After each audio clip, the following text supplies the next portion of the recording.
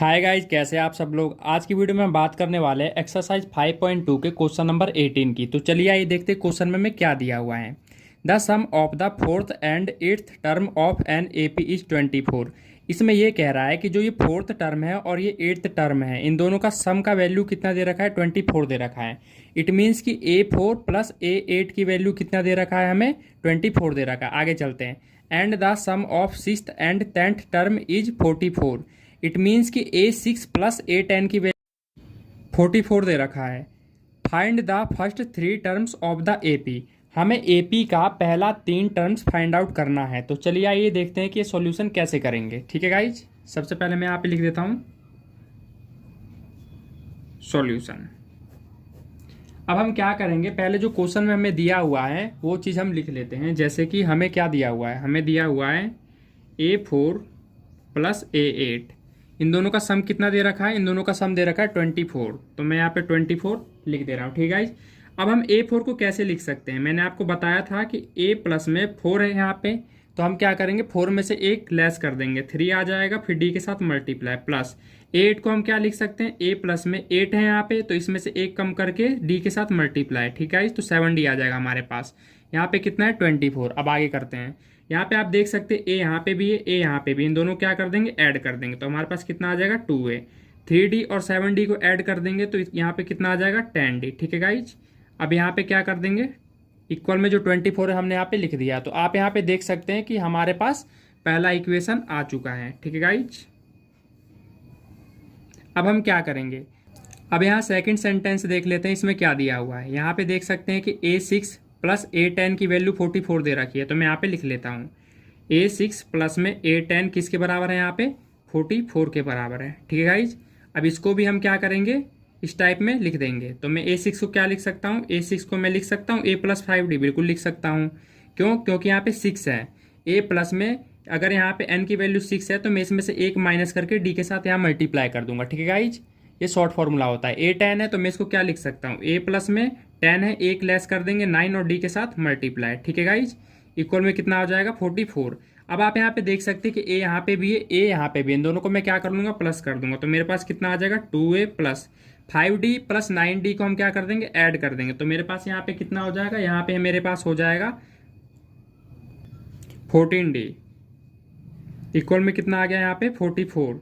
तो ये हमारा क्या बन गया, ये हमारा बन गया सेकंड इक्वेशन। ठीक है गाइज।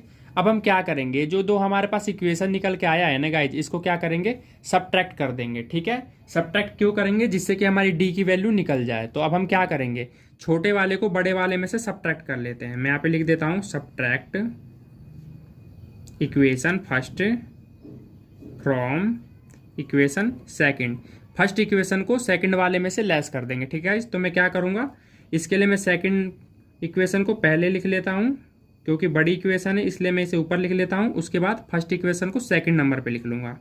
ठीक है गाइज, 10D इक्वल में 24। अब आप यहाँ पे देख सकते हैं कि जो सेकंड नंबर वाला इक्वेशन है ना गाइज, इसका साइन हो जाएगा चेंज। ठीक है, इसे हम कर रहे हैं माइनस।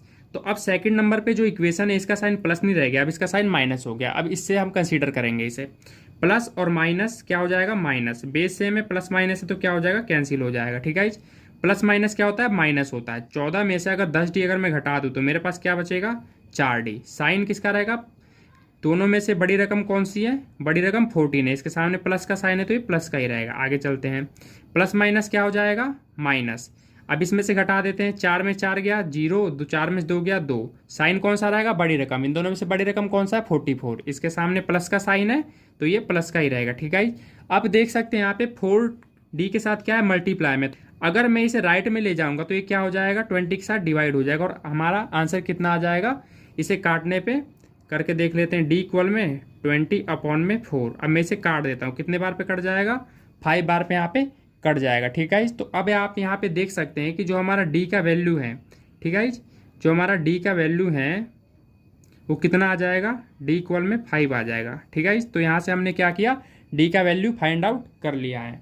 अब हमने क्या किया, D का वैल्यू फाइंड आउट कर लिया। अब हम क्या करेंगे, A की वैल्यू फाइंड आउट करेंगे। ठीक है, क्योंकि AP बनाने के लिए हमें A भी चाहिए और D भी चाहिए। ठीक है, तो अब मैं A की वैल्यू फाइंड आउट करने के लिए यहाँ पे साइड में क्या करूँगा, जो ये हमने D की वैल्यू निकाली है ठीक है, इसको क्या करूँगा, किसी एक इक्वेशन में पुट कर दूंगा।